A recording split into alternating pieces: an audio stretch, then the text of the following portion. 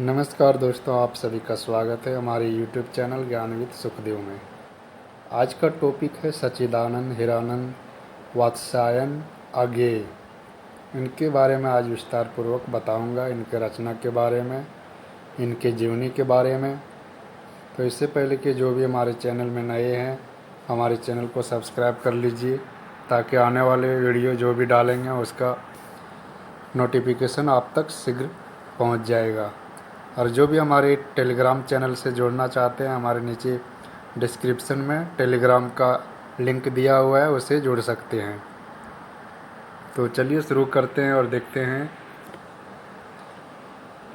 सबसे पहले अज्ञेय जी का जन्म है जो 7 मार्च 1911 ईस्वी को देवरिया जिले के कस्या नामक स्थान पर हुआ था। तो यहाँ बता दूँ कि देवरिया के जगह बहुत जगह कुशीनगर भी मिलेगा। तो बता दें कि जिस टाइम इसका जन्म हुआ उस टाइम कुशीनगर ज़िला अलग नहीं हुआ था, उस टाइम देवरिया ज़िला के अंदर ही कुशीनगर था। आगे देखते हैं। आगे है हिंदी साहित्य में इनकी प्रतिष्ठा एवं बहुमुखी प्रतिभा संपन्न कवि, संपादक, ललित निबंधकार और उपन्यासकार के रूप में है।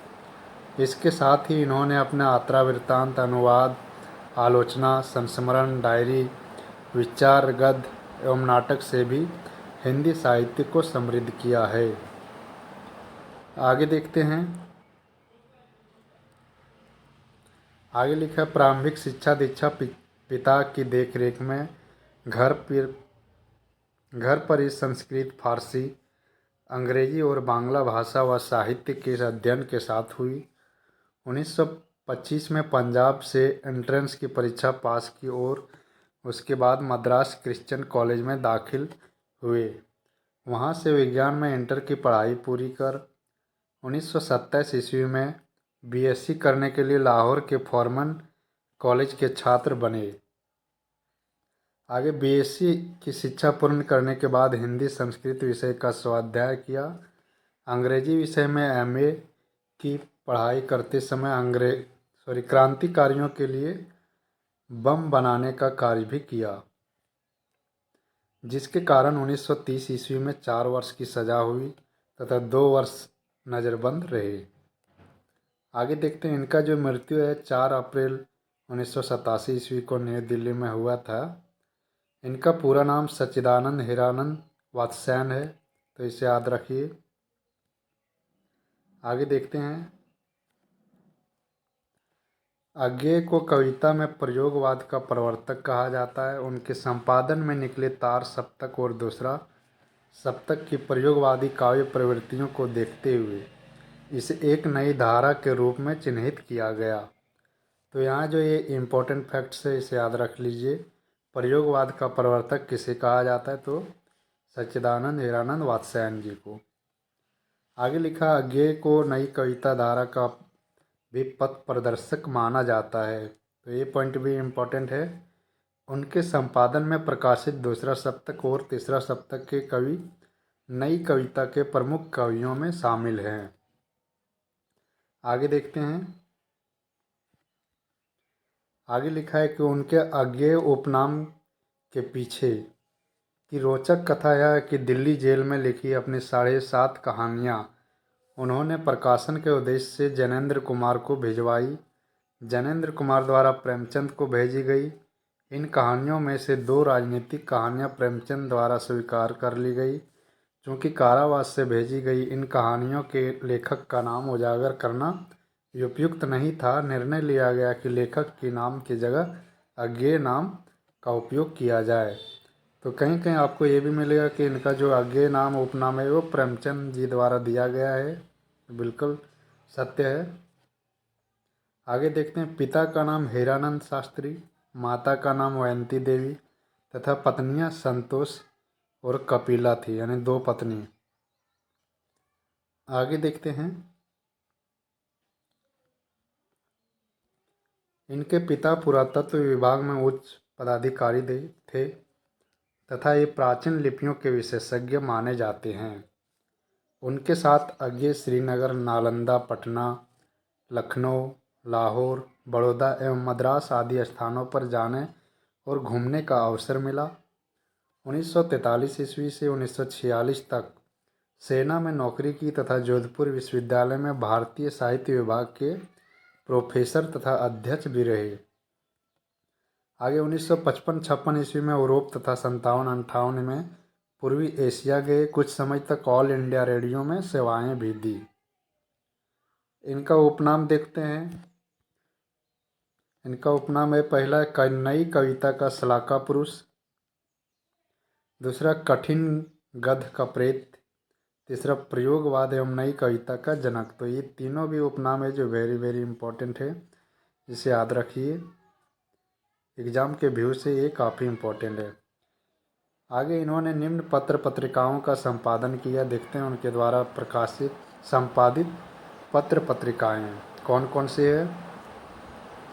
तो पहला सैनिक 1936 ईस्वी में आगरा से, दूसरा विशाल भारत 1938 ईस्वी कलकत्ता से।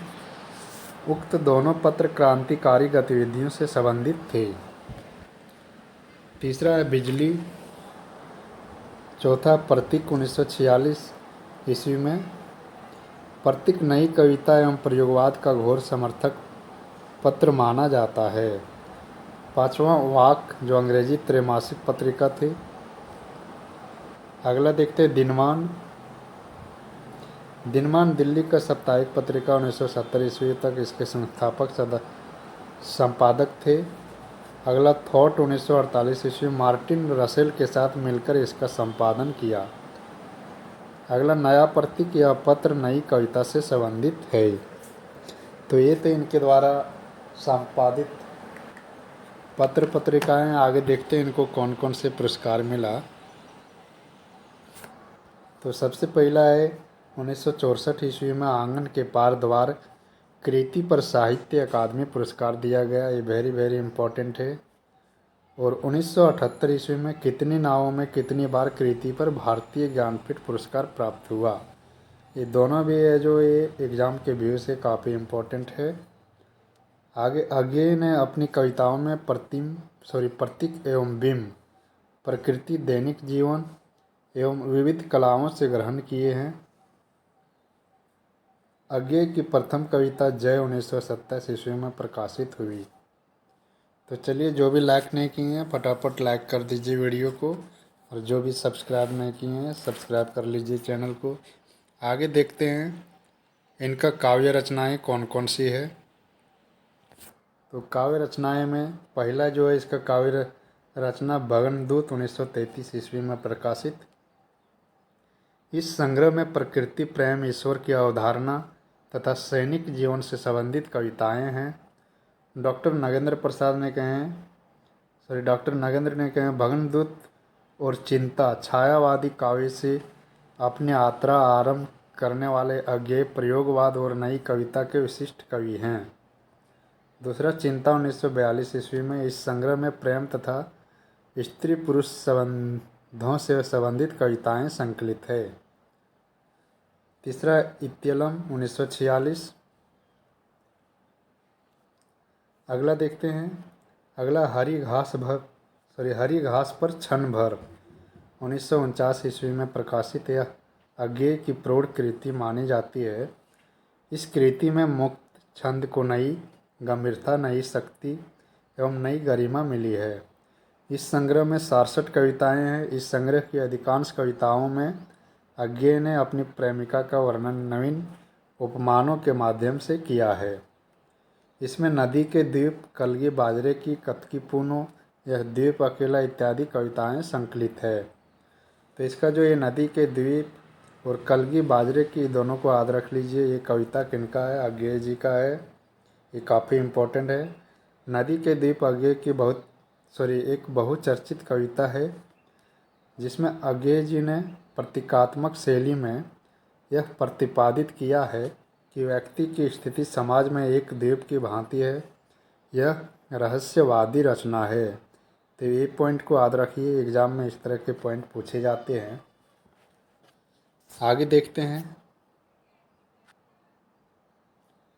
आगे है बावरा अहेरी अगला इंद्रधनु रोंदे हुए, ये 1957 ईस्वी में प्रकाशित यह एक प्रतीकात्मक रचना है। इंद्रधनु मनुष्य की भावनाओं का प्रतीक है। इस रचना का मूल कथ्य बुद्धिवादी चिंतन की अभिव्यक्ति है। इस संग्रह में संकलित कविताएं सांप, हवाई यात्रा, ऊंची उड़ान, इतिहास की हवा, नई कविता, संभाव्य भूमिका, अन्य एवं अन्य। ज्ञात हो कि अज्ञे ने इस संग्रह को गद्य गीतों का संग्रह कहा है। अगला अरि ओ करुणा प्रभाव में 1959 ईस्वी में प्रकाशित। इस संग्रह के 4 भाग हैं। रोपित्री रूप के की एक चीड़ का खाका एवं द्वारहीन द्वार। अगला आंगन के पार द्वार काफ़ी इम्पोर्टेंट है। आंगन के पार द्वार 1961 ईस्वी में प्रकाशित। आंगन के पार द्वार रचना 3 खंडों अंतःसलीला, चक्रांतशीला एवं असाध्य वीणा में विभक्त है। असाध्य वीणा इनकी लंबी कविता है। यह चीनी जापानी कथा आधारित है जिसका भारतीयकरण अज्ञे जी ने किया है। इसमें जैन एवं बौद्ध दर्शनों की अभिव्यक्ति हुई है। इस संग्रह में अहम का विसर्जन परिलक्षित होता है। आगे देखते हैं। इस रचना पर अज्ञे जी को 1964 ईस्वी में साहित्य अकादमी पुरस्कार मिला, इसलिए ये काफ़ी इम्पोर्टेंट हो जाता है। इसे याद रख लीजिए। इसका प्रकाशन वर्ष। अगला पूर्वा 1965 ईस्वी में प्रकाशित। अगला इम्पोर्टेंट रचना है इनका काव्य संग्रह कितने नावों में कितनी बार 1967 ईस्वी में प्रकाशित। इसमें 62 ईस्वी से 67 ईस्वी के मध्य रचित कविताओं का संकलन है। इसमें आत्मान्वेषण से सत्यान्वेषण की प्रवृत्ति का चित्रण है। कवि की खोज मानव आस्था से मिलकर आत्मदान में सार्थकता पा सकी है। इस रचना पर अज्ञे जी को 1978 ईस्वी में भारतीय ज्ञानपीठ पुरस्कार से सम्मानित किया गया। ये भी काफ़ी इम्पोर्टेंट है, इसे याद रख लीजिए। इसका प्रकाशन वर्ष, इस रचना पे कब ज्ञानपीठ पुरस्कार मिला। अगला देखते हैं क्योंकि मैं उसे जानता हूँ। अगला सागर मुद्रा। नेक्स्ट पहले मैं सन्नाटा बुनता हूँ।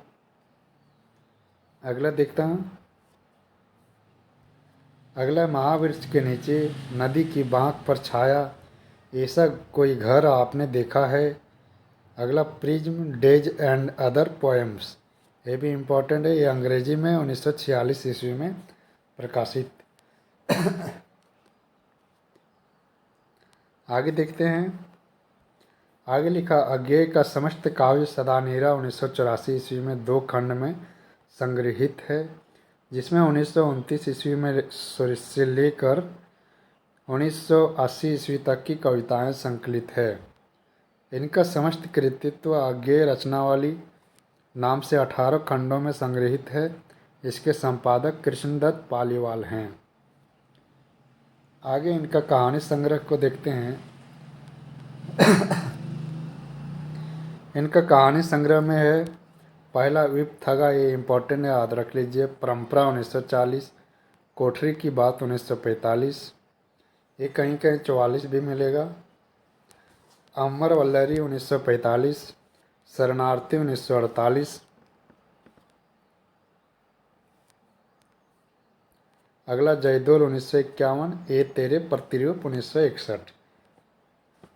अज्ञे जी की प्रथम कहानी जिज्ञासा है, जिसका प्रकाशन 1929 ईस्वी में हुआ है तथा इनका पहला कहानी संग्रह विपथगा है। तो ये पॉइंट को याद रख लीजिए। आगे देखते हैं निबंध संग्रह। त्रिशंकु 1945, आत्मनेयपाद 1960, हिंदी साहित्य एक आधुनिक परिदृश्य 1967, सबरंग और कुछ राग, अधतन,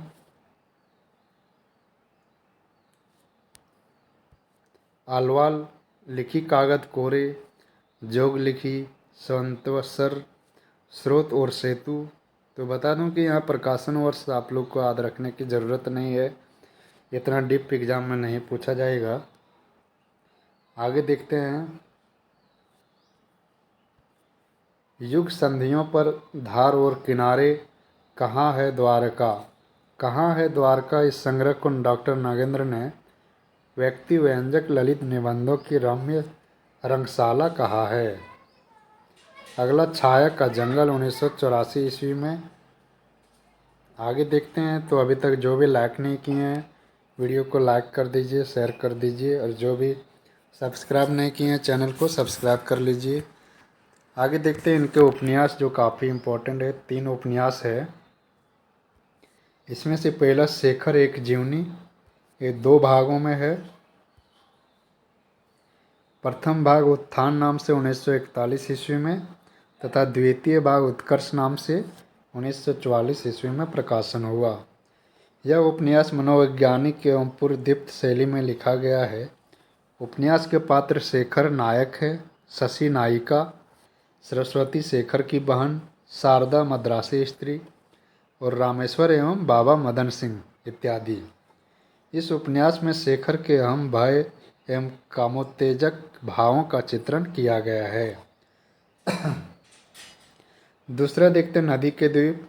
इसका 1951 ईस्वी में प्रकाशित। यह भी मनोवैज्ञानिक उपन्यास है। यह प्रेम, यौन संबंध एवं विवाह की समस्याओं को केंद्र बनाकर लिखा गया है। अगला उपन्यास देखते हैं।